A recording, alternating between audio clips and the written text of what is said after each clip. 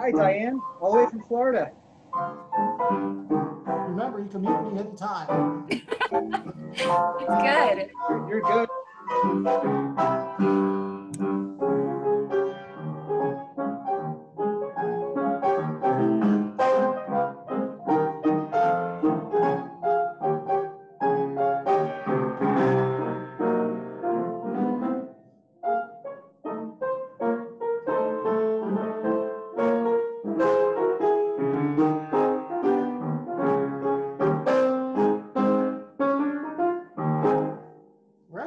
Time to start the program?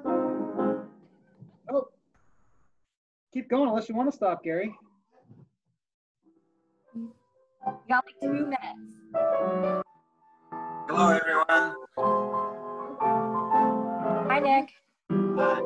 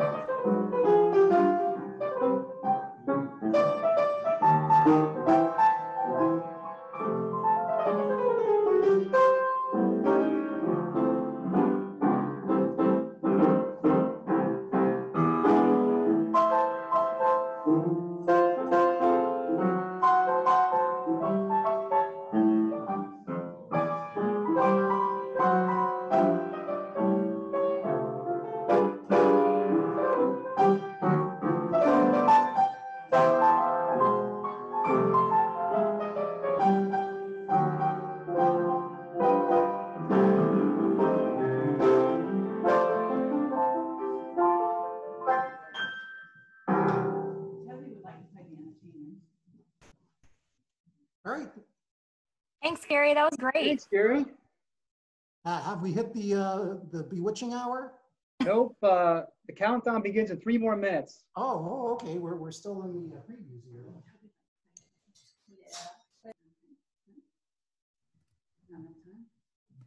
Had quite more people join us. Hi, John Latin. Hi, Jason Hanna. Stu.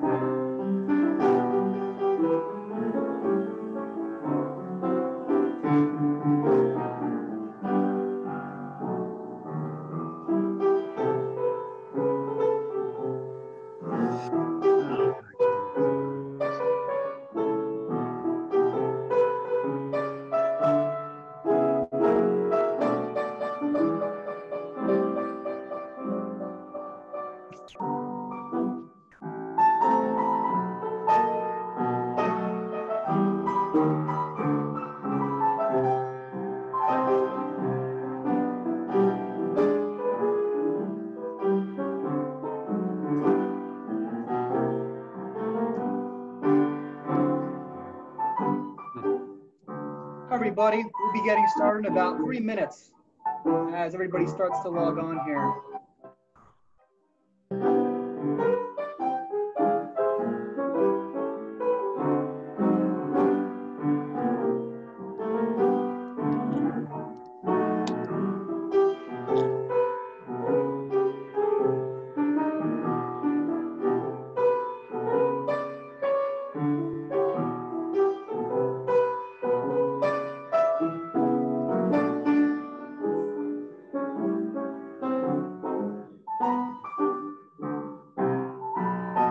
Once again, we'd like to thank Gary Lader for tonight's intro music.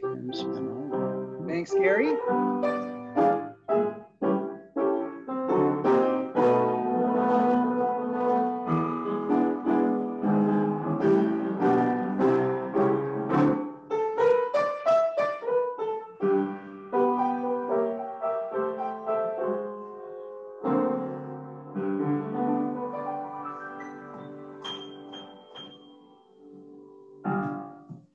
Testing microphone. Yeah.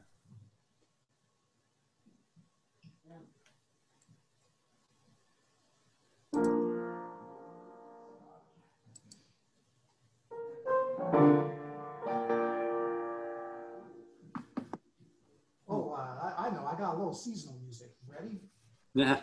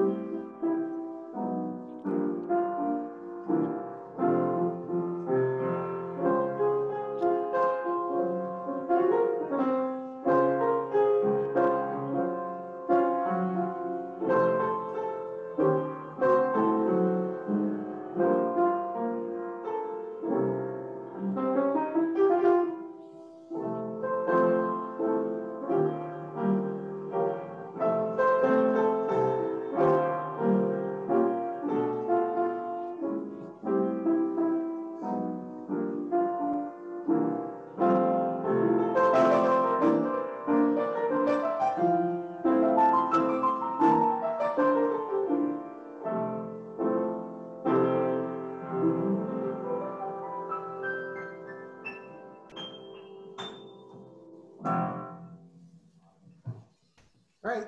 Time for the program yet?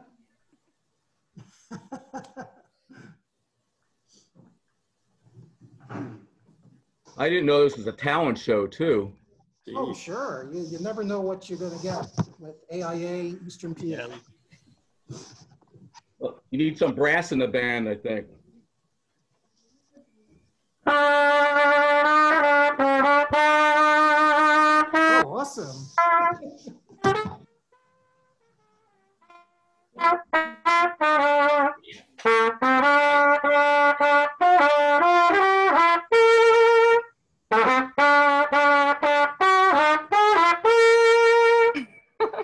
Is that Jim Spinola? Of course. Who else plays the trumpet? Sounded pretty good there. Well, I have it sitting here in my, my little studio, so I just had to reach over after I heard all the twinkling of the ivories. Hi, everybody. Thank you for joining us tonight for our annual President's Night and Design Awards ceremony.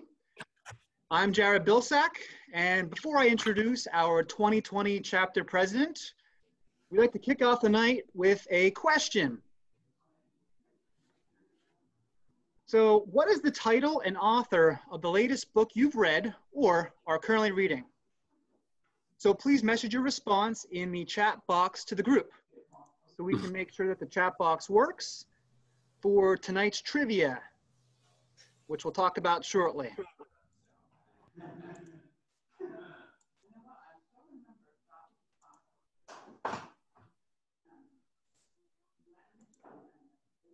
Can't remember the last book you've read? Mhm. Then the last movie based upon a book? Maybe that'll help. Trying to think when it was. And then everybody, if you can please No. mute yourself and just text on the chat box Mm-hmm. so we can all hear each other clearly.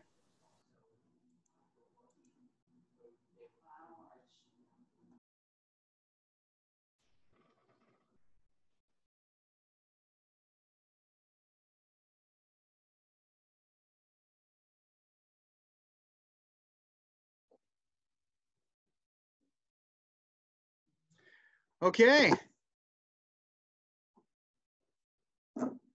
So thank you. The chat box appears to be working for the most part. We got quite a few messages that came through here.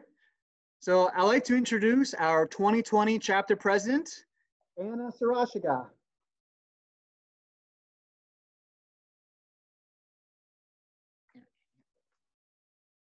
Okay, so good evening, everyone. On behalf of the Eastern Pennsylvania chapter of AIA, I welcome you to tonight's event. For those who do not know me, I'm Anna Sarashiga, current president of the chapter. Thank you for joining us. We would have preferred to meet you all in person, as we have done for so many years, which has been so much fun. But unfortunately, this year, everything is so different due to COVID. So trying to do the best of do the most of difficult times, we have prepared what we hope will be an entertaining night, sprinkled with some talks from our general sponsors and some trivia. For those of you who registered before December 1st, you should have received your swag bags with some nice items from our sponsors in the AIA stemless wine glass.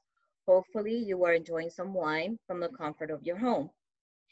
Thank you to our jurors, Brian Phillips, Chip Stesman, and especially to Bruce Akanik, who has been so gracious to join us tonight from Ohio. We will hear from him soon. Everyone is anxious to listen to what you have to say, Bruce. So on to present our current board members. Jared, John, Megan, and Andrew, Stu, Mike, Howard, and Gary. I would like to take a couple of minutes to thank the officers for the involvement in all the planning that went into the success of this evening and in during every other week meetings. John, Meg, and Andrew, thank you so much for all your work, reaching out to Reds, preparing the bags, and especially to Jared for also taking on the organization of tonight's event, including the slideshow that we'll be enjoying shortly. As I said last year, I truly believe that this event should be called Officers' Night instead of President's Night. So I will now let Megan explain tonight's trivia. Hey everybody. So as Anna explained, there's a few sponsors that we have involved. So throughout the night, at the end of their presentation, they're going to be giving a trivia question. I will be switching the chat first so that we'll only be messaging me, and you'll get 20 seconds to respond to that trivia question. Each correct answer will give you an entry into the raffle for a $50 Visa gift card, and we will call the winner for that by the end of the night.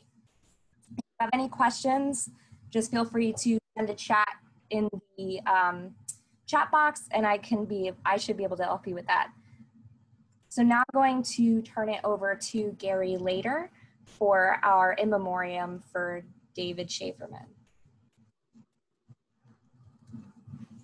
I'm going to talk about Dave Schaeferman from two perspectives tonight.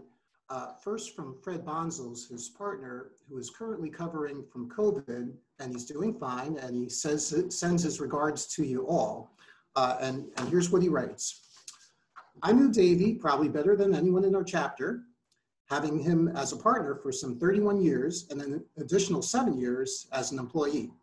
We constantly shared action and reaction in every project that came through the door, assuming thought sharing and criticism would result in the best architectural solution. Oh, and we never had an argument during all those years, and I could vouch for that. David earned his architectural degree from the University of Kentucky, where he graduated the same year as his wife, Jean Ann. After living in Owensboro, Kentucky until 1982, they would move to Pennsylvania.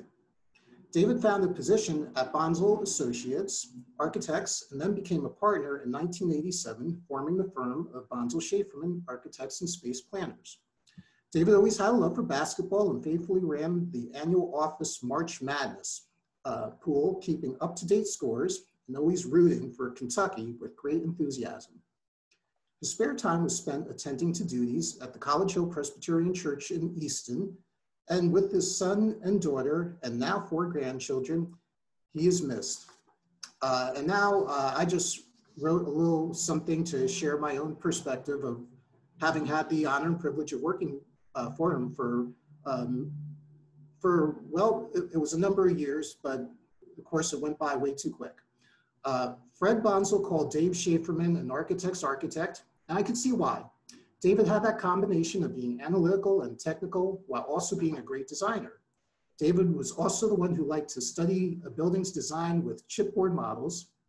He would often do countless iterations of a design, studying the massing until he was satisfied. There's many examples of Dave's work throughout the Lehigh Valley, featuring his love of interior daylighting, clear massing of forms, and simple and honest materials. Dave was a true Southern gentleman, having moved to Pennsylvania with his wife, Jean Ann, from Kentucky, as Fred mentioned. Dave was also a man of wisdom, kindness, and a great sense of humor, qualities that he shared with his partner, Fred. Over the years that I worked for Dave and Fred, they gave me much mentoring and encouragement and taught me much about how to be an architect and how to be a professional. I often hear Dave's voice in my head, guiding me through conversations with clients, contractors, and code officials. It was also through Fred and Dave's encouragement that I took on the courage to step into a leadership position with our AIA chapter, and probably one of the reasons I'm still with you all here tonight.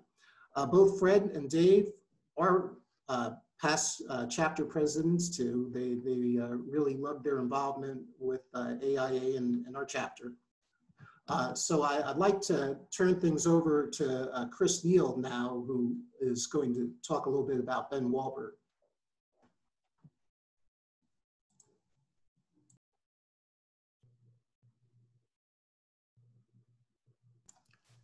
Chris, you're still I'm unmuted. Okay. Good evening. Can you hear me? Yes, we can. Okay. Good evening, everyone. I'd like to share a few thoughts about the work of our late friend and colleague, Ben Walbert. He was born and raised here in the Allentown area, and from an early age, he developed a keen interest in the history of the area and its buildings. He was fascinated by the development of technologies and how they changed the way we live and build. During architecture school, he was able to work on a HABS survey up on Martha's Vineyard, and after graduating, went to work for well-known restoration architect John Milner, with whom he remained friends for life. He set up his own practice in Allentown and was instrumental in beginning the Old Allentown Preservation Association. And he was a tireless promoter of preservation. Wherever there was a willing audience, he would take his carousel of slides and give talks on the value of it. He then led the drive for a historic district and a harbor board. Yes, it's his fault. Yes, he would scour the area flea markets, auctions, and yard sales for well-made furniture, paintings, lithographs, hardware, and fittings. He had a collection of early lighting, from hand-wrought candle holders and whale oil lamps to arc lamps and the like. How many of you have a gasifier lying around your basement? He managed to collect a library of over 4,000 books, monographs, and pamphlets on architecture and construction. He enjoyed having interns and provided encouragement for their careers. He took on many types of projects over the years, but his favorites were restorations and recreations of early farmhouses. He would jokingly refer to this as phony colony, but he was serious about getting the materials and the construction techniques right. And that gave it the authentic feel. And it's not that no one else has ever done this type of work, but his wealth of knowledge and the quality of the work made him sought after. He married Carol later in life and moved to the hometown of Jim Thorpe, where they have 2 kids, 2 boys. And he was responsible there for the restoration of quite a few buildings and a promoter of preservation there. He thought his own house on Broadway would benefit from a street tree there, and soon the town had trees up and down Broadway. I feel fortunate to have worked closely with him for the last 6 years, and I think the Lehigh Valley and the Jim Thorpe areas are richer for his contributions. Thank you.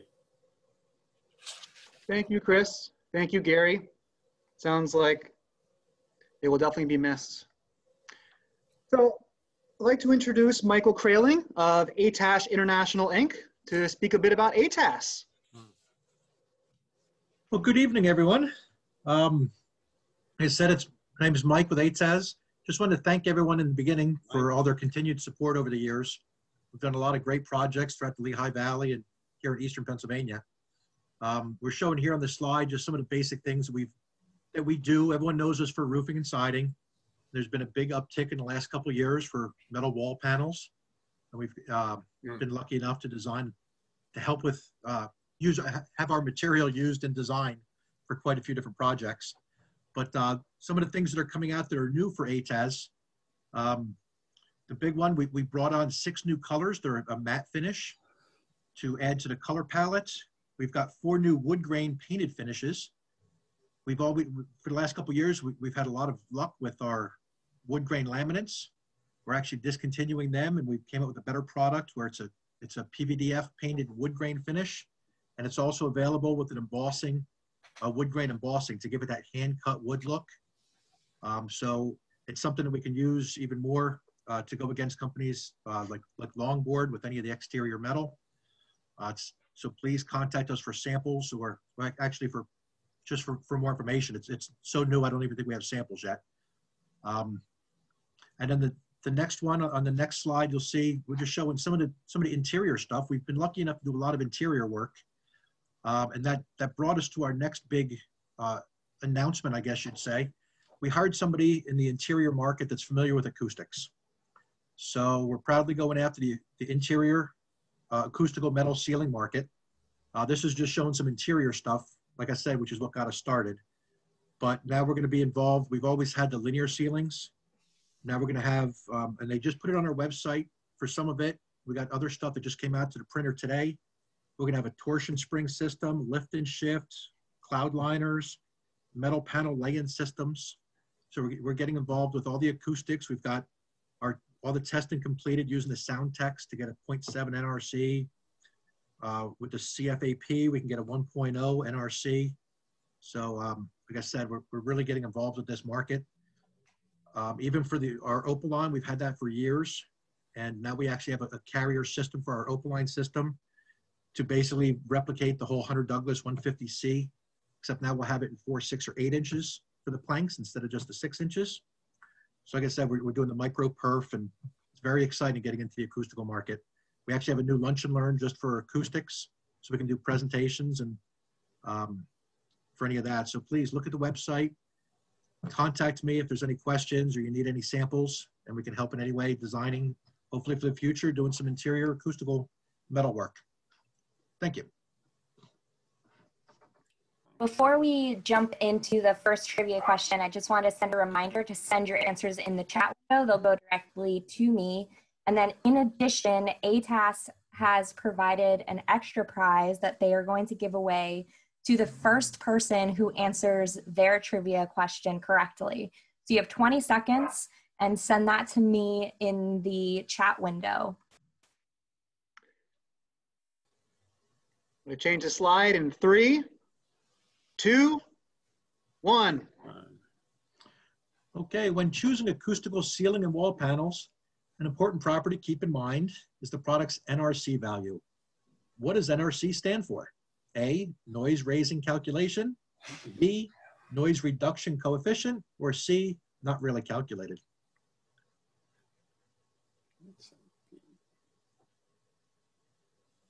Five, 4, 3, 2, 1. The answer is B. Oh, I had to think. B, noise reduction coefficient. Muted myself a little bit too fast. Okay, so I'm sure we have a winner. I guess we'll announce the winner of the first question at the end of the night. Thank you, Michael. Now I'm going to turn over. Thank you. Now I'm going to turn over to Modern Fold of Reading. So I'd like to introduce John Schlenner. Thank you, Jared. Equally, I'd like to thank everyone for your support of Reading over the years. Many of you know of us and our products. Certainly would like to just touch on the four core offerings, which are best of breed products in the industry, traditionally specified in sections 8 and 10. Our namesake, if you will, our business built around the Modern Fold line of operable partitions, manually operated and electric. We have the traditional operable walls, as well as higher end, higher STC rated operable walls, and glass. Interesting enough, this year they've made some advancements in the Acousticlear line, bringing the STC rating up to STC 51, an industry, the highest in the industry. Also known for our accordion doors and traditional glass wall systems. Moving on to Skyfold, our electric, one slide back, yeah, thank you. Electrically operated vertical folding partitions wherever floor space or wherever, let's say, the room itself would benefit from not having a pocket or folding wall panels. These can be either solid panels as well as glass. Moving on to the next slide, our smoke guard line of smoke and fire curtains. They can protect elevators, lobbies, atriums, coming from the ceiling and protecting down to the floor, as well as horizontal open spaces in the ceiling, fire curtains in that regard. And then moving on to the perimeter smoke curtains as example to protect an escalator or open area such as the stairway. Also draft curtains wherever those might be utilized. Last but not least is our Solitude line tubular daylighting devices, patented and provide the highest reflectivity in the industry. Tube sizes range from 10 inches to 14 to 21 and 29-inch tube diameters. And the latest innovation is the integrated light kit, which allows reclamation of ceiling space. You don't need to have lights and the silver tube taking up space in the ceiling with the added integrated or additional light kit. Thank you. Thank you, John. And as far as our trivia question, although new technology has taken its place, the blueprint process was used primarily for copying architectural and mechanical drawings. And what year was the innovative blueprint process first introduced?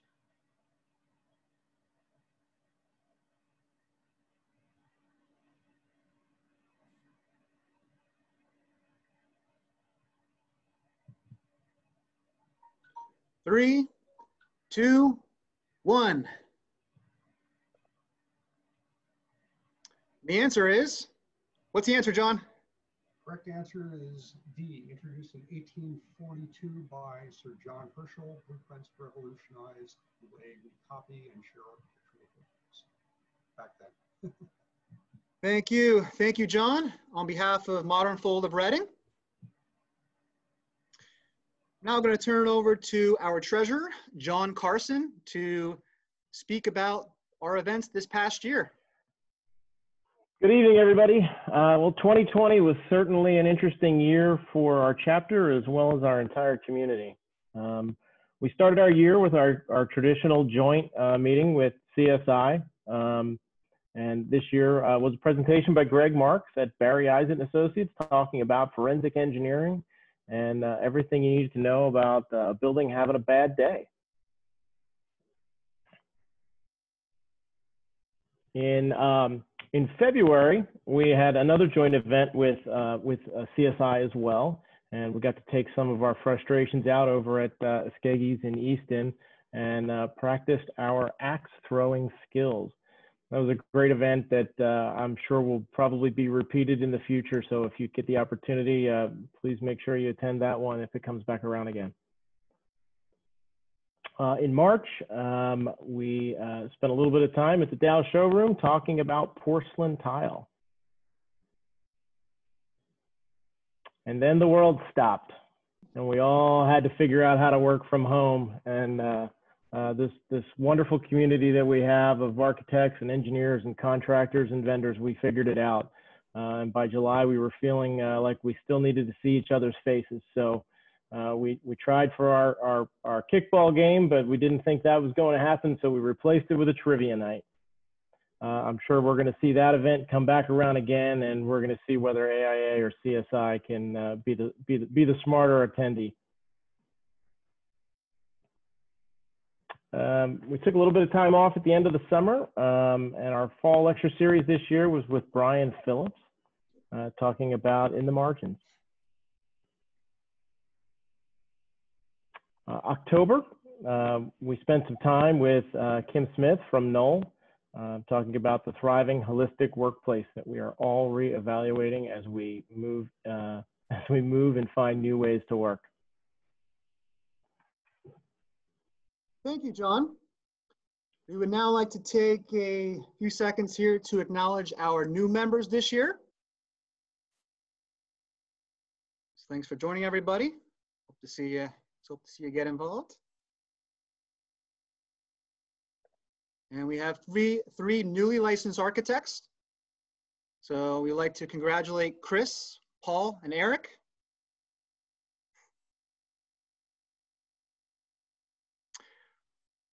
I'm now going to turn it over to Meredith Baxter of Armstrong. Thanks, Jared. Hi, everybody. Thank you so much for collaborating with us manufacturers in this way for the better part of 9 months. We truly, truly appreciate your support and connection during this time. So I appreciate the opportunity also to be able to talk to you tonight about Armstrong's exciting 24/7 Defend portfolio. At the start of the pandemic, Armstrong created a multifunctional resource team, taking a look at some of the trends that we're hearing from our customers, you guys, that you're hearing from your clients as far as how buildings are changing, how materials that you're putting in buildings are changing, to come up with what we think are very innovative solutions to create healthier spaces for occupants. So the strategies are focused around containing, cleaning, and protecting. So you gave me 2 slides and I crammed as much information into these 2 slides as possible. So yep, keep on the same slide because I'm still on it. Just to give you a preview or kind of a very quick Cliff's Notes version of what we have available now. AirAssure is a factory applied gasket ceiling panel on Ultima Healthzone and Cleanroom Healthzone with the goal of reducing air leakage through the ceiling plane by up to 4 times. And when paired with an in-ceiling air filtration and purification system, realize a 40% improvement of those systems. So this is specifically designed to be able to contain air, clean air, and make sure that you're not passing contaminated air into other spaces. VitaShield is another very exciting solution that we have for improving indoor air quality. This is a continuous air cleaning system that neutralizes 97% of pathogens in spaces. Basically, it is a combination ceiling panel, air return, and UVC chamber for self-cleaning or self-contained neutralization of pathogens in air. And it's available for Ultima Healthzone and School Zone Fine Fishered. We've also taken a very close look at how our materials can be cleaned and disinfected. So we've had cleaning recommendations for forever. But cleaning is one thing, disinfecting is another, and there's different methods for both. So we've evaluated our entire product portfolio, and you will see icons on all of our products on whether they can be disinfected using a spray method, a wiping method, or a fogging method. or all three in many cases. So you can specify mineral fiber, fiberglass, metals, woods with confidence that they can be disinfected, which is something that we heard was very important to occupants. And finally, protecting. So we have a vast array of different types of barriers, transitions to be able to create social distancing or physically separate people wherever needed, as well as pre-engineered solutions, which on a job site can mean fewer people installing and safer conditions for our craftsmen that are on the job site. You can go to the next slide. And also our metalworks. So we have our tried and true Metalworks linear system, which is now rebranded Metalworks Linear Classics. So we have developed some new solutions, some new options for you to specify within the linear metal realm with Synchro and Diverge. So Synchro is a monolithic, no reveal visual in linear metal, and Diverge is a dynamic dimensional open reveal system with multiple panel depths. So you can incorporate different widths and different depths within the same metal linear system. Of course, we have tried and true tested acoustic performance with our Metalworks linear system with a factory applied acoustical fleece and then infill panels if needed. And another big addition, which you can see in those tiny little circles, is we've really enhanced the powder coated wood look visuals that we have on these lines, as well as some of the other products in Metalworks linear. And you can see I also crammed in a lot of the other launches that we have. We have a lot of great new products that are available. So if you're interested in more, definitely figure out a time that we can talk in more detail about these systems as well as the many others that we are launching now. So again, I appreciate your time, appreciate your support. You've put together a very nice program tonight, and I look forward to seeing the design awards. Your question, Meredith. Okay, so I'm so glad that the other manufacturers decided to do trivia questions for their line, because I was not coming up with anything creative on my own. Since 1999, how many square feet of ceiling panels have been diverted from landfills thanks to this closed loop recycling program?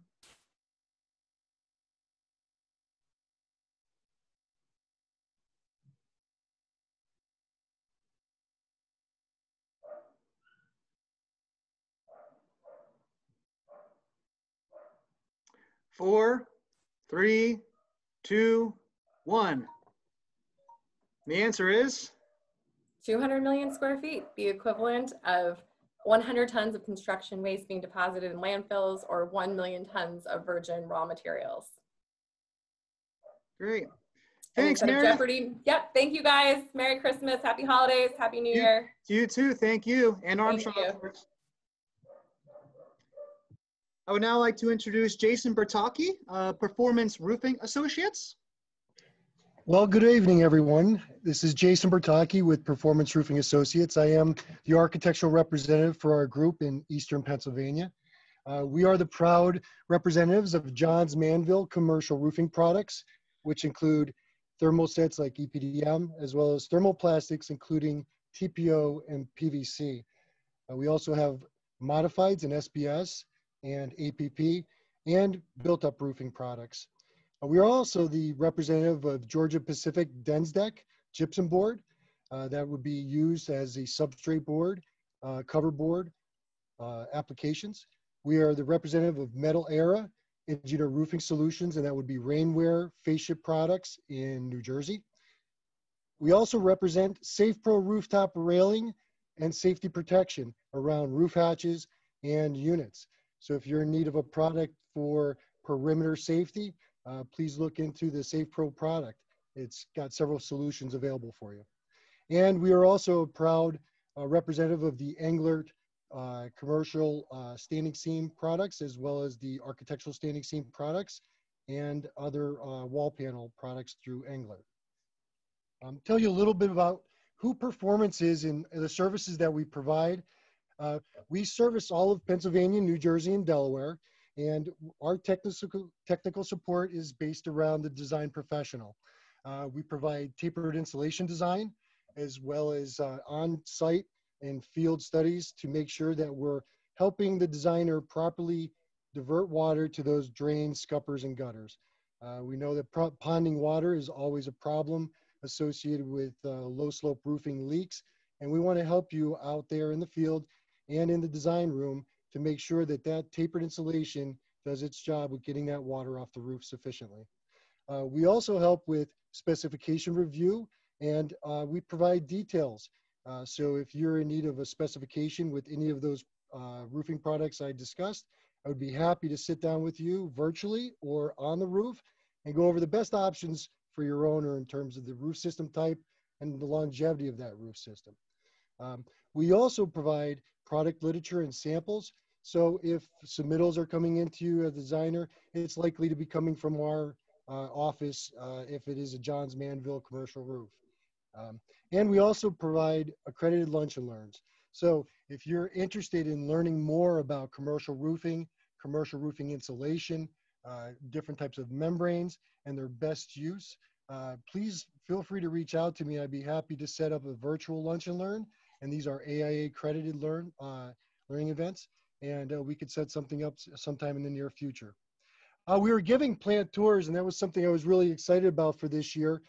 We have a location where we manufacture our cover boards and our polyisocyanurate insulation right in Hazleton, Pennsylvania. So we're proudly employing Pennsylvanians to manufacture our insulation products. We also have a 500,000 square foot facility for stocking our products, so we can make sure that we are servicing the contractors when they need the product. So I just wanted to thank everybody for this opportunity. Performance is very eager to help with all of your design needs, and we look forward to hearing from you. Thank you, Jason. Now your trivia question. The trivia question. What CEO of Berkshire Hathaway is known for the following quote? It takes 20 years to build a reputation and 5 minutes to ruin it. If you think about that, you may do things differently. A, Bill Gates, B, Warren Buffett, or C, Jeff Bezos? 5, 4, 3, 2, 1. The answer is Warren Buffett. Thank you, Jason. My pleasure. Thank you very much. Now I'm going to turn it over to Stuart Gauk and Michael Metzger to give us the AIA Pennsylvania Director's Report. Hey there, is Mike there? I guess not. It's all you, Stu. Okay, well, for the last 3 years, I've had the pleasure of being one of the directors, one of Eastern Pennsylvania's directors to the PA board. As you may or may not know, everyone here is a member of the AIA PA. The offices are located in Harrisburg, and we have a wonderful staff there, led by Steve Swarney, and along with Amal Maruki, Olivia Perry, and Michelle McKenna, who's with us tonight. So big thank you to those people. They do a great job. There are about 20 members of the board, which Mike and I are one of the two representatives from Eastern Pennsylvania. We meet throughout the year and go over and do the business of the AIAPA. I guess the biggest things that AIAPA does that in my mind is like the most important thing is the legislative work that they do, and that's led by Amal Maruki, who is really a wonderful asset for us, all architects in Pennsylvania. She knows everyone in Harrisburg. It's just amazing walking around the Capitol with her at the Architects Day, and like everybody knows her, she knows what's going on. She's got the pulse of Harrisburg on her cell phone. So I think the biggest things that AIAP does is said the legislative work. They advocate for architects throughout Pennsylvania. They work with,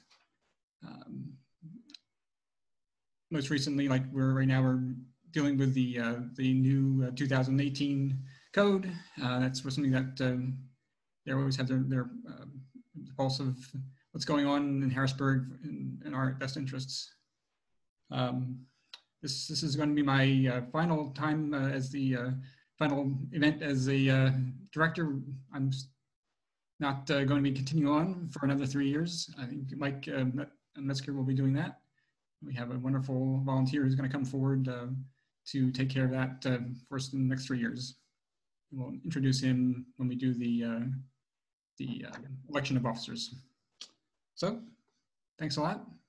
Thank you, Stu. One quick plug. If you just never forget about AIA's PA's PAC, very important. We do make donations to legislators that further our interests in Harrisburg. It's a non-partisan fund. And we fund people who support our interests. So please donate if you can.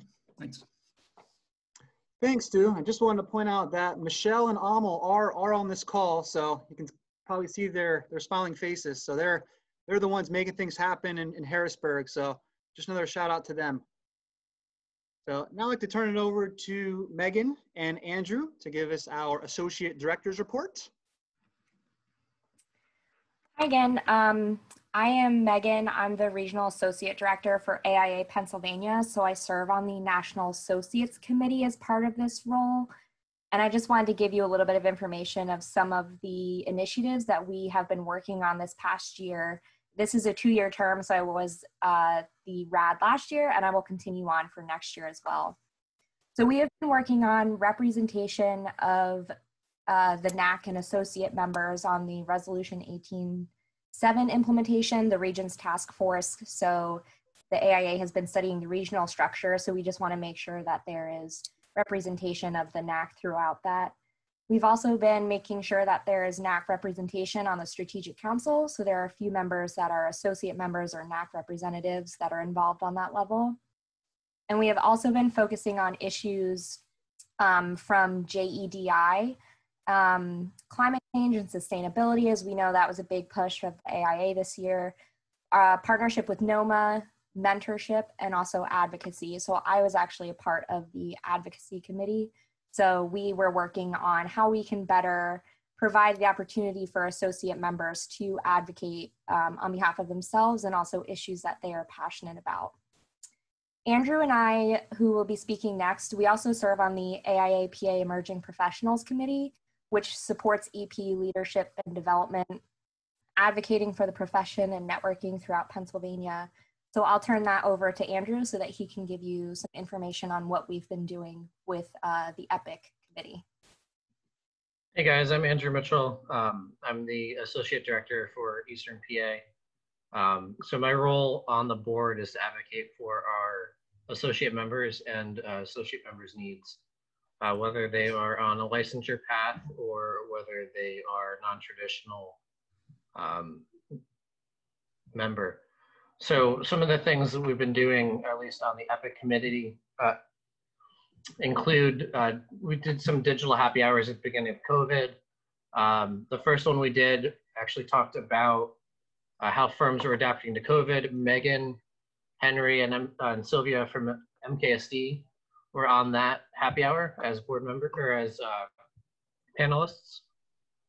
And the next one we did was a new hire graduate forum. Megan and John Carson, also a board member, our treasurer, was on that as well. And so that gave information for new graduates and people looking to be hired during COVID. Some of the other things we've been working on include study guides and study groups for the AREs. We've been looking to put together a statewide materials library for studying. So some of those study guides and testing materials.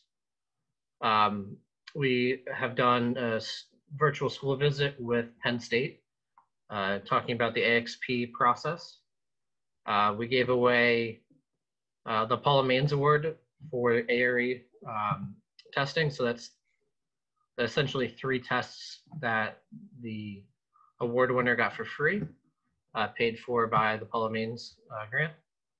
And we put together the PA EPIC Firm Awards. And what that award is an acknowledgement of firms that have done and support their emerging professionals, whether that be through the process of studying for their AREs, whether it's giving time off to study or to test, helping pay for study materials, things like that. So locally, 2 firms were acknowledged this year. It would be Breslin and MKSD.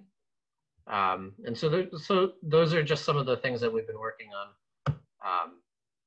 It's been a little bit difficult in COVID. We haven't had any in-person meetings, but it's been a really great opportunity for us to network across the state, which brings me to my next point, which is PALM. And if you've never heard of PALM, PALM is promoting advocacy through licensure and mentorship. So we're doing PALM statewide this year. Normally it's a local event. Typically it's held with a firm principal or a long-term licensed architect, a recently licensed architect within the last 10 years, a person on the path to licensure, so an emerging professional, and then an architecture student.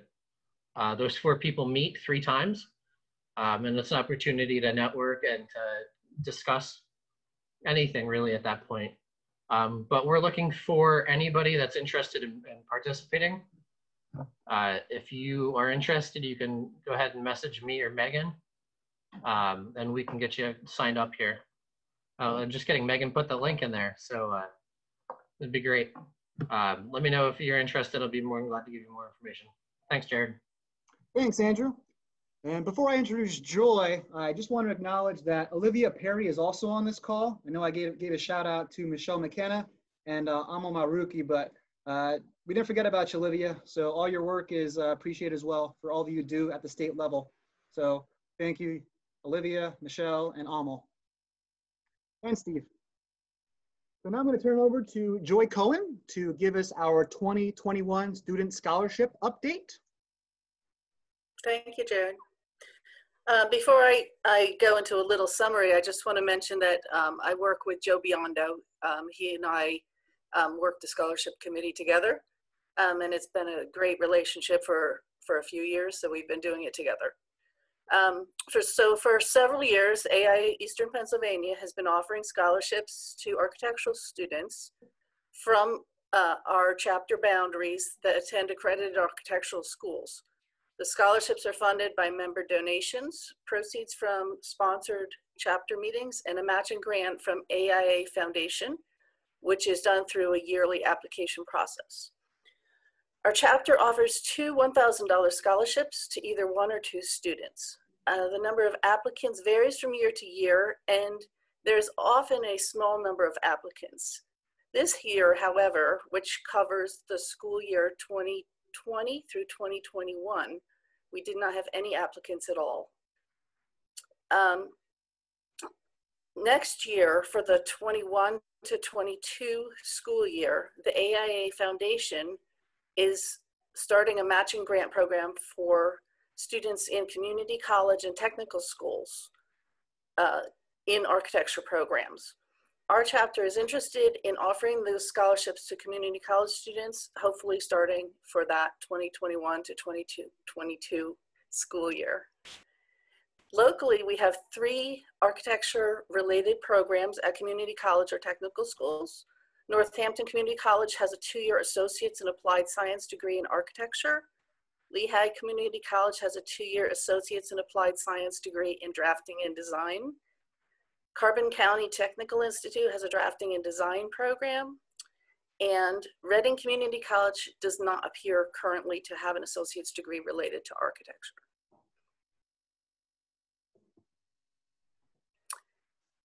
Thank you, Joy. You're welcome. I'd now like to introduce PJ Doyle of ASA Abloy. Hello, I'd just like to start off by saying thank you all for having me here tonight. Without all of you and your continued support and collaboration, there would be no reason for the hardware. I'm happy to take every opportunity to support the AIA and each and every one of you. So again, thank you all for all you do. For those of you who do not know who I am, my name is PJ Doyle. I'm an architectural consultant with ASA Abloy. I'm based out of Northeast Pennsylvania, and I work with architects such as yourself throughout the Philadelphia region, the Lehigh Valley, and then up into Wilkes-Barre, Scranton in the Northeast. As most of you, I'm sure, are familiar with the ASA Abloy door and hardware products, I promise I'm not going to bore you with the functions of a mortise lock tonight. I would, however, like to touch on our services beyond product and how my team and I can help both you and your clients and owners. ASA Abloy is here to support your projects through the entire life cycle of the building. I have a team of about 25 who cover all of Pennsylvania, Delaware, West Virginia, and Southern New Jersey. This team consists of end user specialists, architectural consultants such as myself, electromechanical specialists to help you out with your access control, distribution reps, and spec writers. When I say the life cycle of a building, I truly mean a beginning to end package on that building. From the conception of design on a building, members of our architectural team are there to assist you with the development of Division 8 specs and design standards. Our specifications are fee waive service, and we will work with you to meet your deadlines as necessary. As you move into the bidding and construction on a building, we're still there along for the ride. We will review your submittals and substitution requests.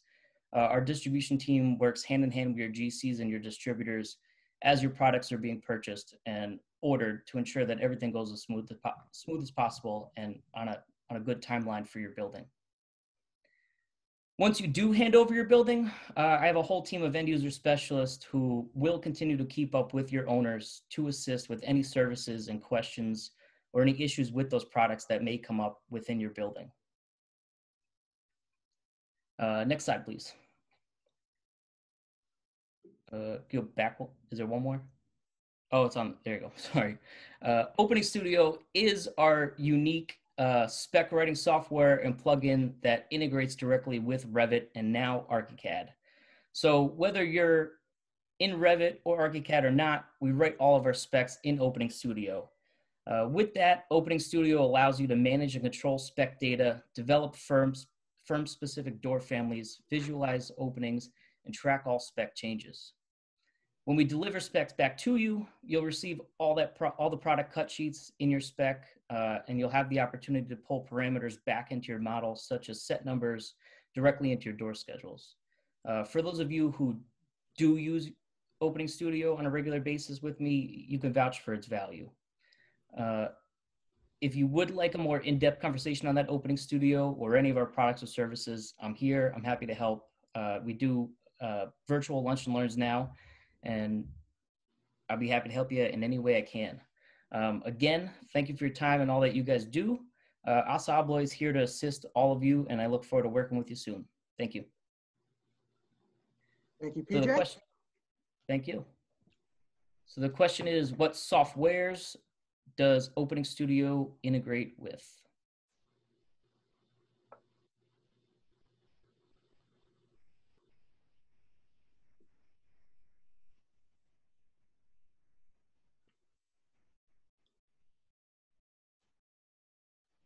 Five, 4, 3, 2, 1. And the answer is D, B, and C. Okay, thank you, ASA Abloy and PJ. Now to turn over to our next sponsor, Mike Duffy of B&D Builders. The floor is yours, Mike. Screen's yours. Screen's mine. Thank you. And thank you for allowing us to help sponsor this event. When I joined, when B&D joined AIA Eastern PA back at the beginning of the year, I thought I would see all of you face to face much sooner than this, but here we are. Fortunately, I got to meet some of you at the pop-up show out at Garden State Tile. I got a very warm welcome, which I really appreciated. Previously, before I was with B&D, I worked for DeSales University for a number of years, so I'm very familiar with the area, and certainly because of my role in facilities there, familiar with some of you who have worked with DeSales. But I'm here to talk about B&D B&D is primarily a timber frame builder. We act as a GC, but we also provide just timber frames for projects, as well as some of the components that are listed in our sub-companies, which are listed below. We do build and manufacture our own timber frames. We were the very first company in the United States to finish timber frame members on CNC machines, which now that's a little bit more prevalent. We have 2 CNC machines that finishes the wood that we get out of the Northwest. We use primarily Douglas fir, but we do use oak also. All of our plants and shops are out in the Paradise, Pennsylvania area. And I'd like to talk with the folks in AIA Eastern PA about maybe having a tour at some point. They're very interesting to see what we do. I myself live in Bethlehem, and I act as a project manager and a sales executive for B&D. We sell and we build from Florida to Maine and out to the Mississippi, but the sweet spot and the majority of the work that we do is in Eastern PA, New Jersey, Virginia, Maryland, in the area. We again are a timber frame manufacturer. We do work as a general contractor, but we can provide any components that might be involved in a timber frame, a very traditional structure. Even if you're just interested in an entranceway or a gazebo for an outdoor project, we can provide all of that. On this slide are some of our projects. We're primarily barn builders, but everybody wants to live in a barn these days, or be married in a barn, or have a nice barn for their high dollar horses. So that's really our main clients. And a lot of folks asked, you know, what are you experiencing in COVID? What I've experienced mostly is that our clients, and hopefully a number of yours who had aspirational buildings projects in mind, are saying, let's do it now. Let's not wait anymore. So the biggest question we get asked right now is, how soon can you start? So we're very blessed to be busy, as hopefully all of you are. But again, thank you. And here's my trivia question. What is the difference between a timber frame and post and beam construction?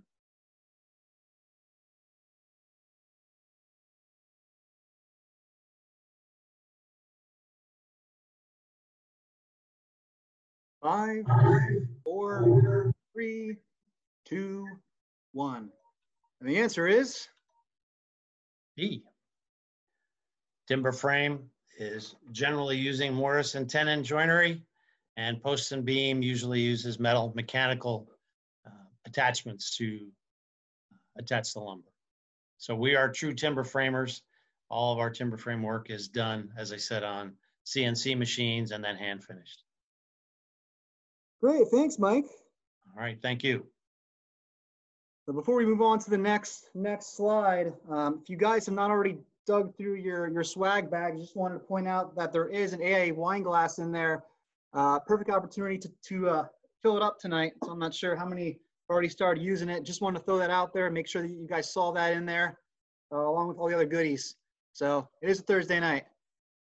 So I'd now like to introduce John Lattin to speak about the Let's Build Camp for Girls.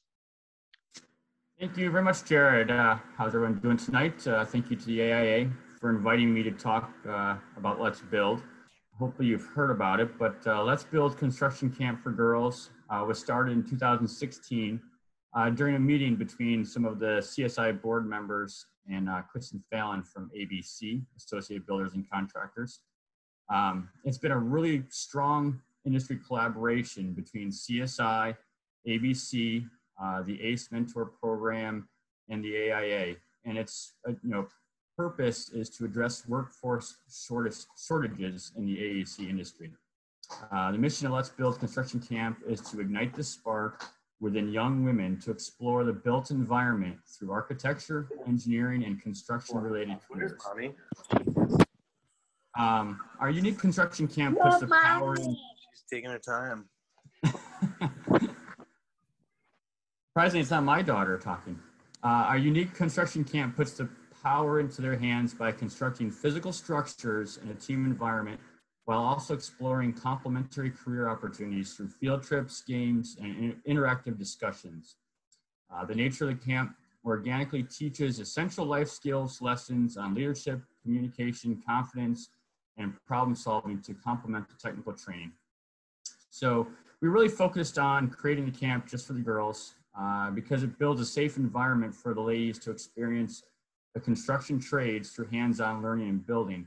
One of the stories we love to talk about and one of the most rewarding days during camp is when they flipped the switch for the first time on the light that they had just wired, and they really beam with satisfaction seeing what they've accomplished. Unlike other construction camps, we really wanted to show the entire industry, show that there's more than just swinging hammers in the construction industry. So with that, we leveraged the support of our member companies to introduce the girls to the worlds of architecture, engineering, and materials manufacturing.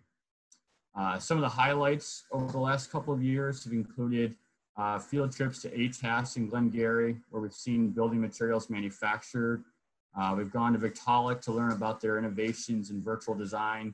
And we've spent quite a bit of hours at numerous architectural and GC offices learning about lead, design, and construction technology. We strive to provide inspiration and mentoring for the girls so they can understand they have a place in the construction industry, and then they can become successful leaders in the future. Similar to other camps and organizations, 2020 was difficult for Let's Build. Our regular camp we had to cancel, and instead we made a virtual camp, posting content for girls across the country to view. Quite a few of the members of AIA contributed some content for that. In addition, we had teamed up with Habitat for Humanity at the end of 2019 to auction off a custom shed, which was a fundraiser for Habitat. We had to build it. So with the amazing support of Samantha Falcone, kudos to Samantha, and Jordan Construction, we successfully built a custom he shed, not a she shed, but he shed, following COVID protocols in the middle of the summer, which was quite an accomplishment. You can see on this slide right now, this was our advanced campers. These are girls that have been with us for quite a few years. And they built that shed they actually designed with Samantha and built that shed from scratch with the Jordan Construction and Habitat volunteers. Quite an undertaking, but they did a great job.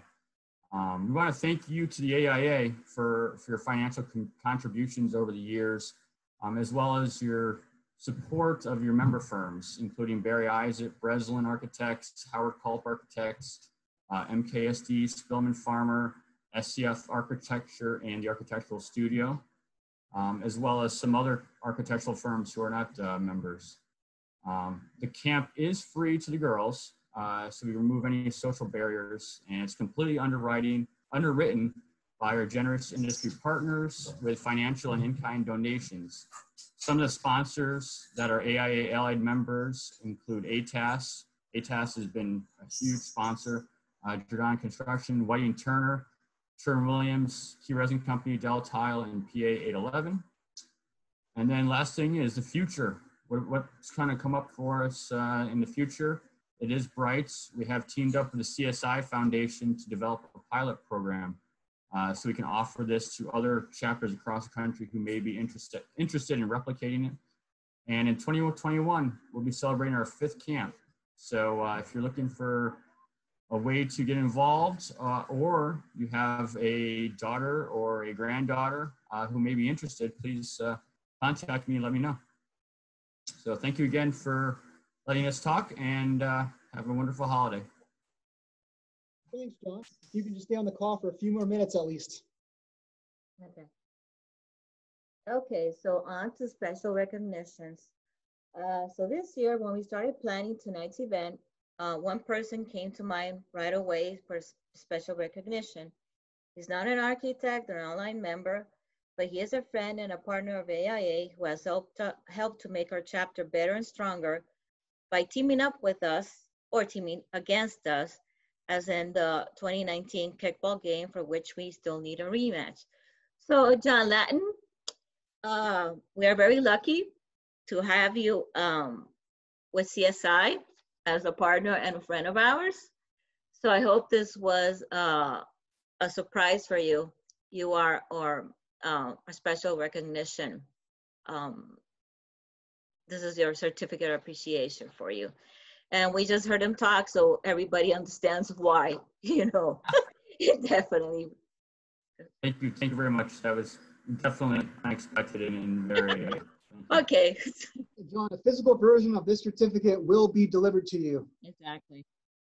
And then our second special recognition goes to our dear friend, Fred Schuler, who has provided invaluable support to our chapter over the years.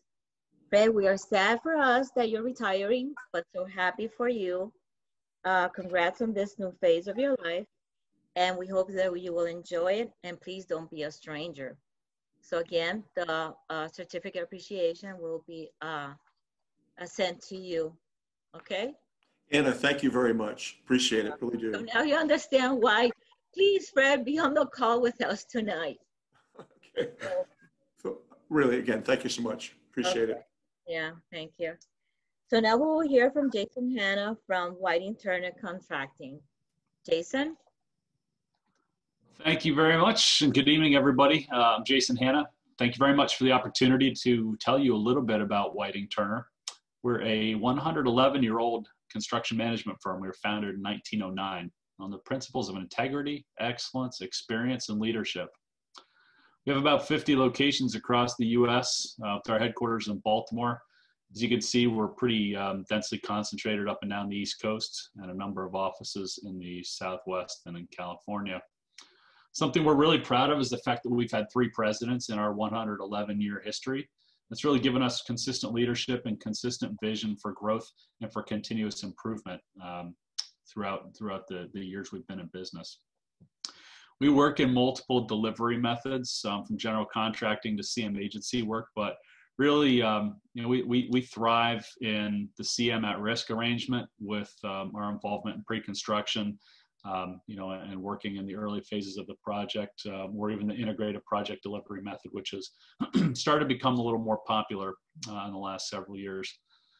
We work across almost every segment of commercial construction, from office buildings and mixed use to retail, transportation, cultural, education, and all parts of the S&T, science and technology industry. We really do everything with the exception of single family housing, single family residential, and heavy highway. With 2020 being what it has been, we've focused on several key industries this year. Really kicked off a very significant number of projects in warehousing and industrial processing, mission critical, in pharma, healthcare, and a lot of federal and government work. So more importantly, we've had a presence here in the Lehigh Valley for over 20 years, with our office opening up in 1998. Much more recently, we've had some of the folks from our office here in the Lehigh Valley establish a presence in the King of Prussia area to help us connect down to that Philly market and the 5 counties. And also our office over in Morristown, New Jersey, which is not too far away, is a direct report through our leadership here as well. So got that nice little triangle of knowledge and work experience here. So you see, much of the work in our Lehigh Valley office has been for customers in higher ed, healthcare, federal military markets. But we have expertise here locally to complete work in any market segment. And we do that through not only the knowledge we have here locally, but with a lot of knowledge sharing from our industry excellence programs and practice innovation groups that we have at a corporate level. So like to build locally and take advantage of that national expertise. So with that, thank you. Certainly looking forward to continuing working relationships with the many of you that we know, and getting to know those of you that we don't. And so with that, I'm going to change it up a little bit on the trivia question and go a little outside the box compared to what we've seen so far. So which NFL quarterback has the most career touchdown passes? Is it A, Peyton Manning, B, Tom Brady, C, Drew Brees, or D, Brett Favre? I think this was the fastest people have ever responded to a question all night. So Megan, have we been getting a lot of responses? Is everybody participating? Yeah, we have gotten a lot of responses. I've been writing everyone's name down on a piece of paper, and it's been hard to keep up because we've had so many people responding. On that note, I think this one was a tough one. We'll see how many got this one right. And the answer is Tom Terrific. Tom Brady has 569 as of, actually, it should say week 13 now. They were on a bye week, so stayed at 569. Okay, thank you, Jason. And Thank on you. behalf of Whiting Turner for sponsoring tonight's event. Appreciate the opportunity. And now I'd like to turn it over to Shelley of Sherwin-Williams.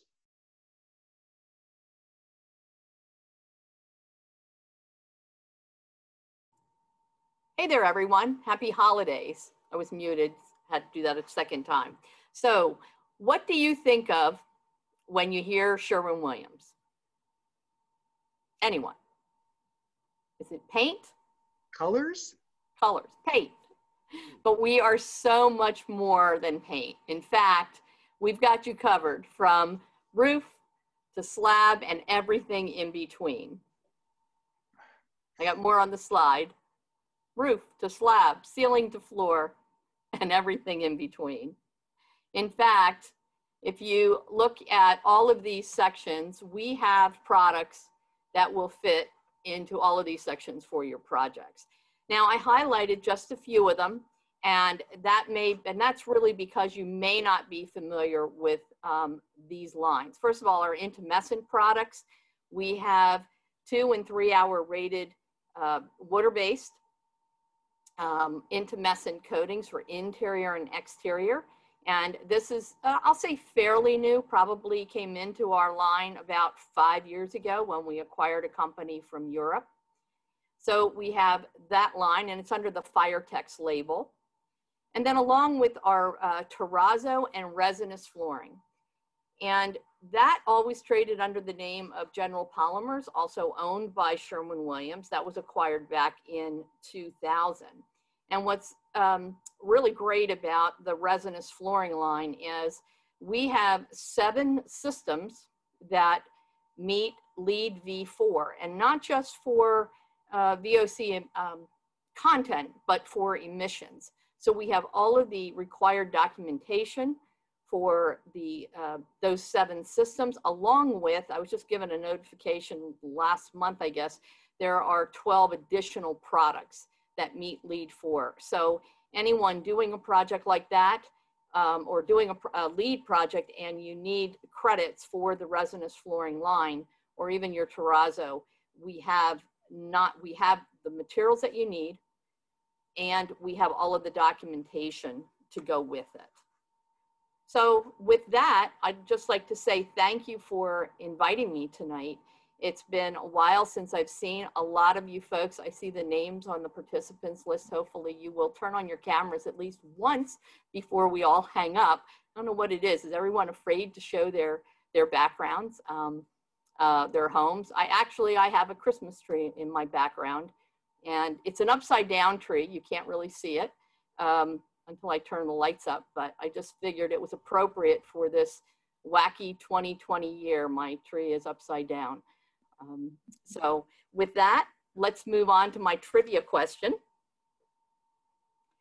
So with 1 billion gallons of paint and a 4-inch brush, you could circle the earth 4,200 times, cover Maryland and Delaware, or paint the Empire State Building 17,000 times.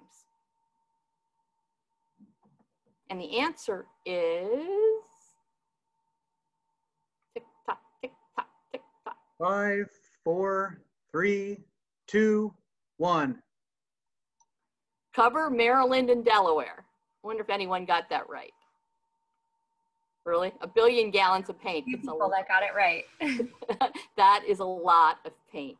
So once again, thank you everyone. And I'm happy to talk to all of you about, of course, the product lines and all of the services that we have. I don't know if our contact or my contact information is going to be put up on the screen at a further time, but otherwise I'll be in touch with you. I'm hoping to get the list of everyone who attends tonight. Thank you and happy holidays. Thank you, Shelley. You as well. What dry mill thickness was that? So I know we're all anxious to get to the design awards. Hang in with us. We're almost there. We're getting closer. I want to touch upon the year ahead from what we started planning so far. Next month on January 20th, to kick off the year, we will have a behind-the-scenes look at special inspections and materials testing, from concrete sampling, compressive strength testing to soil compaction. You'll watch them occur in real time as they are performed by Barry Isett and Associates inspectors and lab technicians. So we'll have a brief presentation and we'll turn the camera and you'll get an inside look of Barry Isett's lab to see what really goes on behind the scenes here with inspections and material testing. And then moving on, we'll be having a virtual presentation on Lancaster's LEED Gold for City certification. So that'll be coming in the winter as well. We'll also be having an architect lecture series this winter. We're going to be bringing out Gerard Damiani, the founder and president of Studio Des Arcs, and he's going to talk about his firm's work and process. So this will also be a virtual lecture seminar. And then moving into the spring, we'll have to see where we're at by that time with COVID, but we are hoping to get back to some outdoor in-person events by that time. So we're working on a back-of-house Coca-Cola park tour. So we may have seen games before and of course watch them play on TV, but now what really goes on behind the scenes, kind of the design of all the back-of-house spaces we'll get to experience hopefully by the spring. Also in the spring, we're looking at doing a construction tour of Lehigh University's new health sciences building. So the photo on the right there, that was just taken about a week ago. So the project is pretty far along. So come May or so, it should be at a good spot to tour as long as COVID lets us. We unfortunately missed our building tour of the new residential houses on Lehigh's campus, but hope that you have the chance to check them out at some point, even though we probably won't do an AIA tour this next year for the residential houses. So then moving on, we're looking at doing a Bethlehem Steel history behind the scenes tour. The history of Bethlehem Steel is pretty significant, as we all know, in this area. So once again, this is subject to change due to COVID-19 at that point in time. And then as John Carson mentioned earlier, about 2 years ago was our last kickball summer showdown with CSI. We're hoping to do it again. It unfortunately ended in a tie last time because it started storming on us and we had to stop. So John Lattin will be hopefully taking you guys on again this July. Hopefully, we'll see, get that rematch in there. We're also looking at a Victaulic factory tour. We did this one a few years back. We heard some great feedback for this one. So we are planning on doing this one again. Being in a factory environment, we'll be able to spread out a bit more. So hopefully we can do this one. And then this one we are definitely doing, whether it has to be virtual or if we can do it in person. We're bringing out Carl Backus, who is the former principal at BCJ. So Carl actually worked with Steve Jobs on the Pixar headquarters and the designs for the Apple stores. So this should be a pretty interesting presentation. So keep your eye out for this one come the fall. And then on that note, I am going to turn it over to John Carson to speak about Barry Isett and Associates. Screen's yours, John.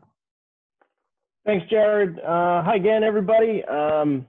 Thanks for hanging with us tonight. And I know we're all anxious to get to the design awards, but I just want to make sure that we thank the entire membership of AIA. Barry Isett has been a supporter of AIA for many years, and we have working relationships with, I'm going to say, all of the architects in the Lehigh Valley, and we touch many of the manufacturers. So I just want to spend a brief moment talking a little bit about us. You may know us from one experience that you have, and you may not know the full depth of our organization, but we've been in business since 1977. We currently have 8 locations in Eastern Pennsylvania, from the Wilkes-Barre Scranton market all the way down to the Valley Forge and Philadelphia markets, and as far west as Harrisburg, obviously headquartered here in the Lehigh Valley. But we are growing. We're a little over 200 associates now, and we're really broken into a few different divisions, if you will. and many of which you may know, our civil, our structural, our MEP divisions, really leading on the design end. And Jared, if you could bump the slide along for me. And then we have our field services that includes our geotechnical engineering, which we now have in-house. So get us involved early in projects, special inspections and materials testing, which we're really, really excited to be able to offer that presentation to you guys in January.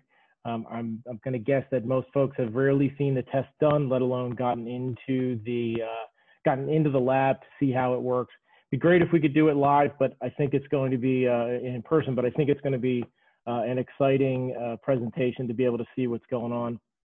Obviously, we have our survey department, environmental consulting, everything from asbestos and lead paint to underground storage tanks, and then our forensic building inspection, which you've heard us speak on a few times before. You know, when your building's having a bad day, those are the guys you want to call. We also have a very strong code group, so we are available for code consultations as well. So, trivia question. There's a wonderful picture up there. Is this Drexel University College of Medicine at Tower Health? Is this the Amazon Distribution Center and office space, or is this the new world headquarters for Air Products? Insert the Jeopardy music now.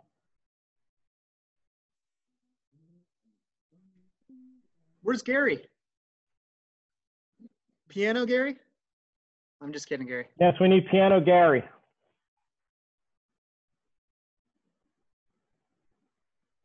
Three, two, one. And the answer is? This is the new world headquarters at Air Products over at Mill Creek. And Isaac was able to provide civil and traffic engineering, geotechnical survey, environmental, and special inspections at this site. We're very excited to be part of this project. Great, thanks, John. Thank you, Barry Isa and Associates. I'd now like to turn it over to Patrick Crawford of Facility and Design Resource.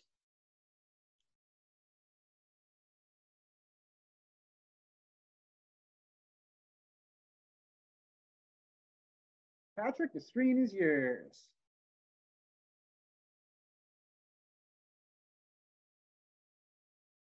Let me see if I see him in here. I saw that he came on. Yep. Oh, he's on. So thank you for sponsoring Facility and Design Resource. Thank you, Patrick. There you go. Oh, sorry about that. I was muted. I was sitting here talking. Anyway, thank you all for having me, and thank you for the team. Thank you to the team for putting this program together amidst these strange times. I know it's a bit of an odd endeavor. My name is Patrick Crawford. I'm with Facility and Design Resource. We are an independent rep firm that covers everything from seating to workstations to acoustical screens, healthcare recliners, glass boards, and modular privacy suites.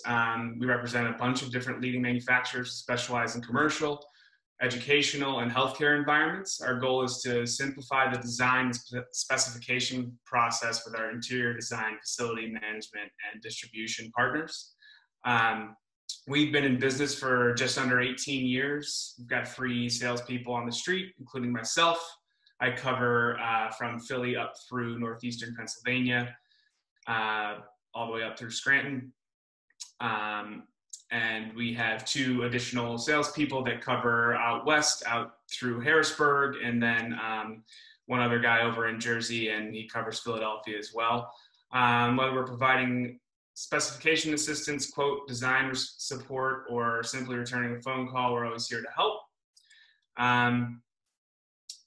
I'm not going to try and go into all the different product lines that we offer. That would take way too much time. So I wanted to talk about one specific product tonight that I think is especially important considering our current environment.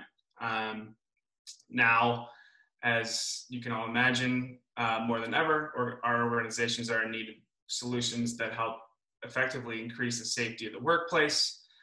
I'm sure you've heard about all of the things that have been published recently about the benefits of revamping our HVAC and air circulation systems in the commercial building.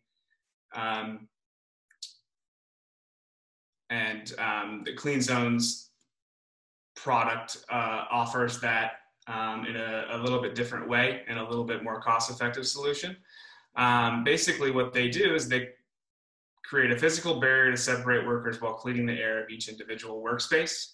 They're not only designed for a physical workstation, they can be mounted on a wall, in a classroom, in an exam room, whatever you could think of. The patent pending technology combines physical blocking between coworkers with an air filtration system to treat air at the point in which it is exhaled, coughed, or sneezed. Intake fans pull the air into 6 layers of air filtration, including HEPA filtration, UVC sterilization, a carbon filter, cold catalyst filter, UVC sterilization, and a negative ion filter. So there's 6 different layers there. It's whisper quiet. It requires you to plug it in to the wall or to your workstation. The UVC light treats the air and inactivates harmful viruses. So obviously we are in the midst of a pandemic where this is very important. The key factor with the COVID virus in particular is that it's a very small particle. That's why we have all these different layers of filtration here. But this actually works for just your standard, flu season, allergy season, things like that. And the application area is up to 100 square feet. We're seeing this in corporate environments, healthcare, and educational environments. So with that, I guess we can go to my trivia question is I misunderstood. So this pertains particularly to the Clean Zones product. So what is the size of the application and coverage area for the Clean Zone air filtration unit? A, 25 square feet, B, 50, C, 300, or D, 100?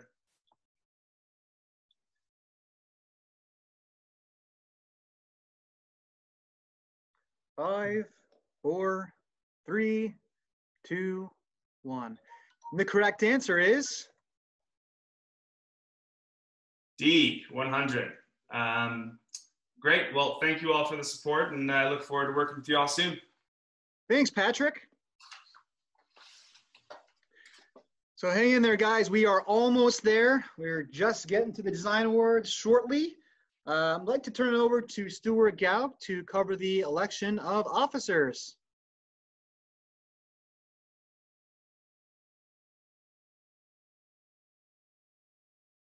Unmute myself so I can be heard.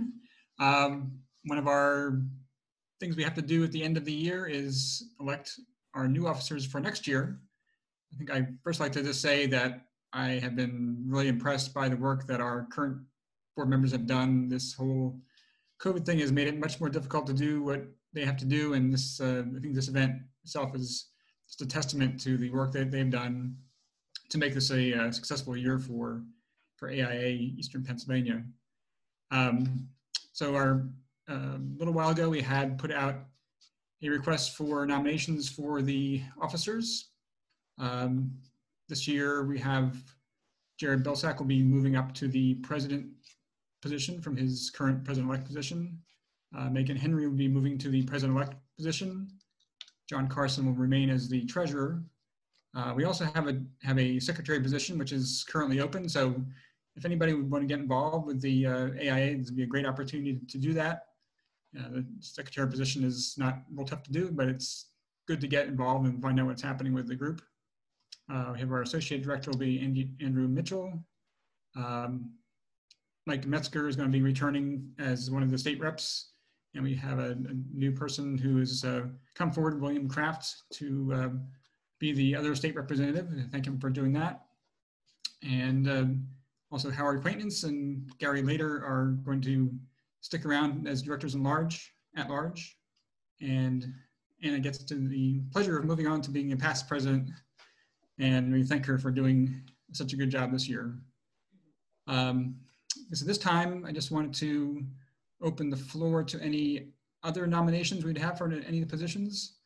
We certainly have that open position for secretary, so if anybody would want to step forward now, it's gonna be a great time to do it. I'll just give you a moment to nominate anybody. Don't hear any other nominations at this point. So I guess I would like to put this slate of officers forward for a vote to the membership. I believe we've discussed that to vote, we'll just send a message to Megan with an affirmative vote for the slate of officers. So this time, all in favor of electing the slate of officers as proposed by the board, please say aye or yes or something to say in the affirmative, or nay if you are not in agreement. So please do that now.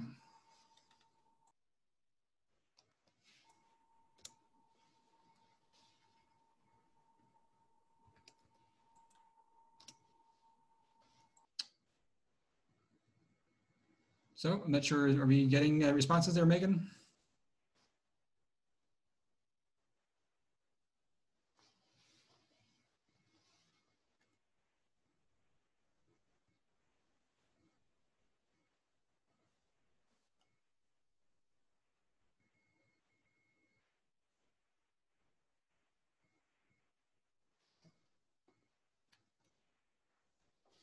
Hey, Megan, have we got any responses? Yes, we have. We should be good to go. We've, I think, across the board gotten yes to approve the slate of officers. Very good. Then congratulations to all of the new officers, and good luck next year. I know we'll be in good hands with Jared, and thanks a lot for stepping forward. Thank you, Stu.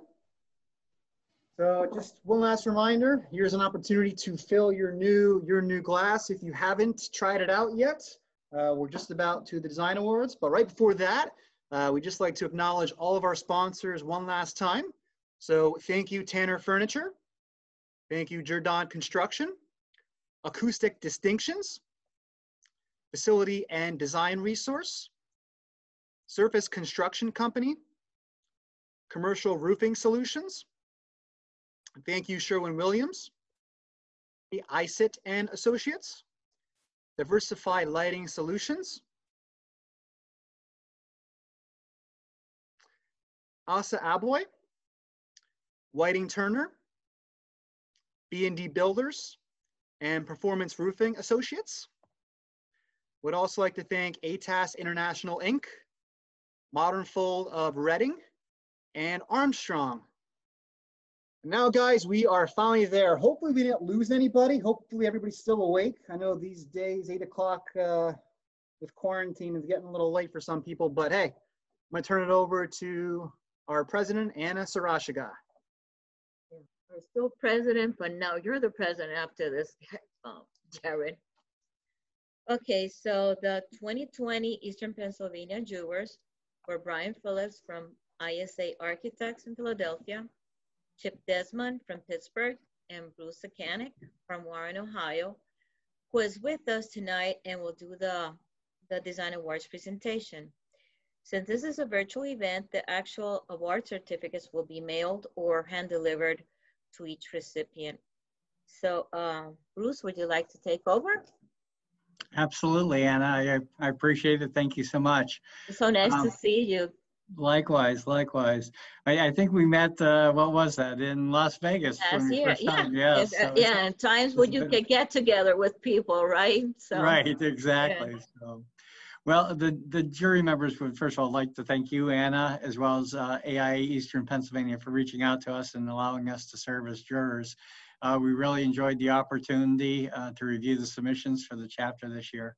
Brian Phillips and Chip Desmond were great to work with, and I've had a chance to work with Chip before at the AIA national level. And as a native of Pennsylvania, I grew up in the Pittsburgh area, so I know Chip beyond just our work together here. We did review 11 submissions this year, and we want to compliment the architects and designers of AIA Eastern Pennsylvania on developing some really wonderful, well-executed projects. We were pleased to see the depth of the work.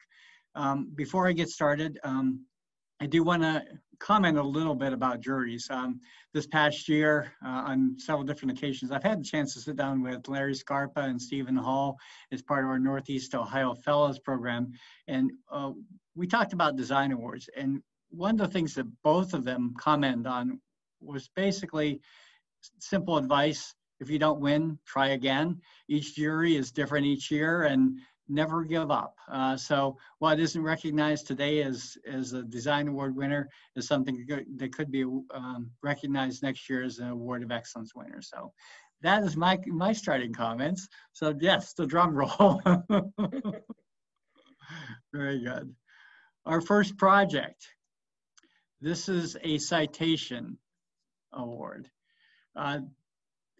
This goes to 32 West Tower. It is an unbuilt project. This unbuilt project, it has a nice massing that the jury really felt worked well with the design of the project. It has a feel-good approach to developing this former theater property. It's really unfortunate that the project calls for the loss of the theater. However, it is actually the result of the process, and the process addresses reality. So what we see here in the project actually mimics what's there, but then expands upon what's actually has been in place within the community for years. The overbuild creates a terrace that's successful, and the proportions of the building has the right feel. It's both new and refreshing and sympathetic to the surroundings.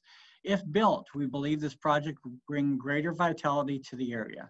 The project opens possibilities for enhanced street level activity, and it makes the most of the site while addressing a challenging topography. So congratulations to LA5 Architecture on this special citation award.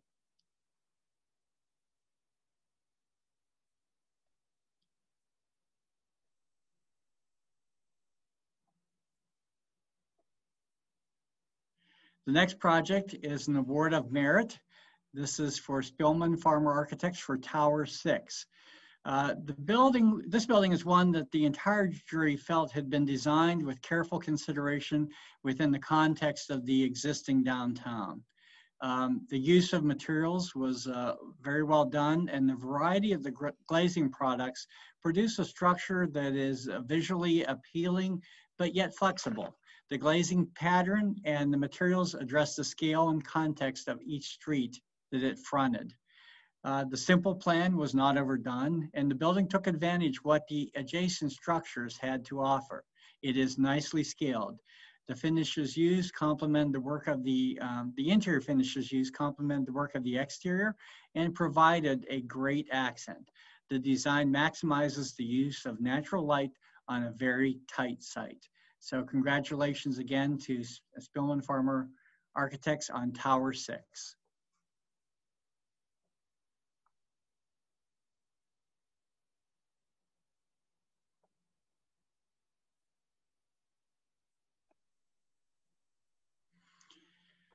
Our next project, and not running through these too quickly, is another award of merit. And this is for the, and again, we have some challenging names on this for at least those of us in the Midwest. Upper Pokemon Middle School, I probably didn't say that right, but Breslin, Ridyard, Federo Architects. From the first few minutes of our review of this submission, it was clear to the jury that the architects were masters of school design. The building is well done from start to finish. The programming and site design is very well executed and expertly addresses the design of an educational facility. The building addresses the reservoir and takes advantage of the natural environment that it is sited against. The placement of the courtyard to the classroom and auditorium is well done and brings life to many parts of the facility. The building takes advantage of a great choice of materials, and the building overall is extremely well executed. So congratulations again on this wonderful execution of a middle school project.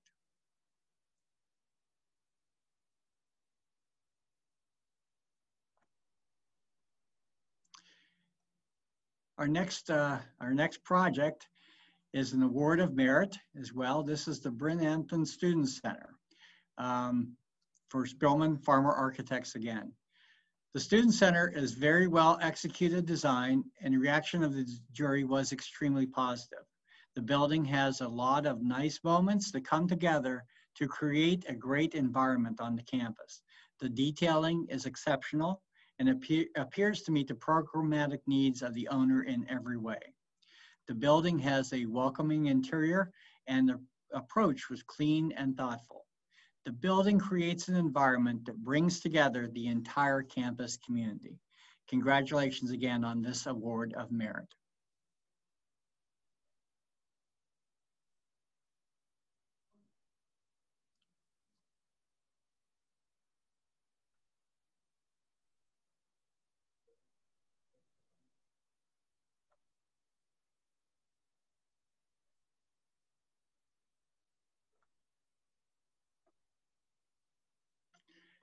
The next and final award is an award of excellence. And this is maybe a little different than what most people would normally expect. This is a story of the Martin Tower, a learning tool. And this goes to LA 5 Architecture. The Martin Tower is a unique submission that is about what a building was and what it could have been. The design team took a building that was to be removed and developed it into a teaching tool that helped children understand the opportunities provided through architecture. The program was captivating, and it took a building's destruction and expressed it in a positive way. From the model in the basement to an exceptional educational tool, this effort demonstrated the creativity of the design team. The jury felt that the project was very much an out-of-the-box effort that transformed a negative into something positive. Architecture is about more than the building. Education of what architecture is and can be is often as important as the building itself. So again, we want to congratulate LA 5 Architecture on this wonderful effort in taking design to a different level in a different way.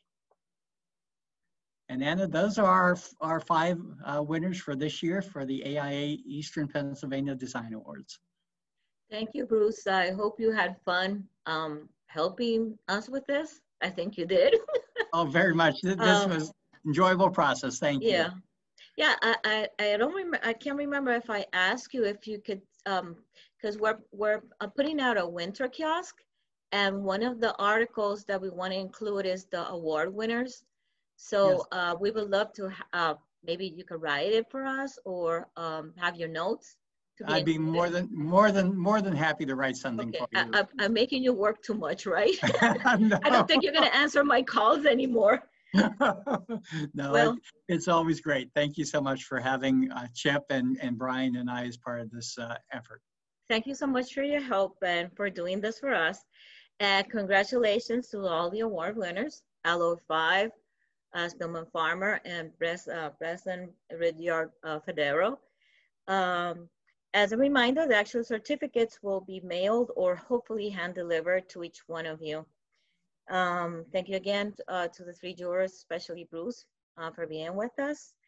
And I think, Megan, now you have to pick the final trivia winner, right? I do. So yes, don't go away yet, guys. Stay on the call. Let's see. The winner is Wayne Stitt. Oh, wow. From Breslin. Congratulations, Wayne. Thank you. We'll get you over a $50 Visa gift card. Thanks to everybody who chatted in for all of the questions. We had a lot of responses. It was hard for me to keep up. And I also wanted to make note to Michelle Droulette. She was actually the first person to respond to ATAS's question.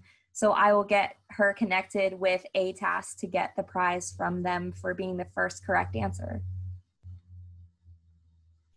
Okay, so thank you everyone for joining us on such a special night, very different from President's Nights in the past. On behalf of the board, we hope you all enjoy the evening. The virtual winter kiosk will be released soon, probably during the first 2 weeks of the year. And I would have to send a special thanks to Jean Berg for contributing with a special article for the kiosk. Jean, I hope you're still on the call. And always thanks to Zach Fatzinger for taking on the task of putting it together for us. And then as a reminder, our January event will be on Wednesday, the 20th. It is our joint annual event with CSI. So be on the lookout for that email. So happy holidays and happy new year to all. Hey, Shelley. Jared, you want to see something else? Or? Thanks, everybody. Have a happy holiday. Thanks, everyone. Thanks, everybody. Thanks for coming on. And we'll hopefully see you next month, January 20th, to kick off the year. And we'll kind of see where this next year takes us. So happy holidays, everybody. Thanks and bye-bye. It's good seeing you. Now, Jerry. It's good seeing you guys, those who did turn on their videos.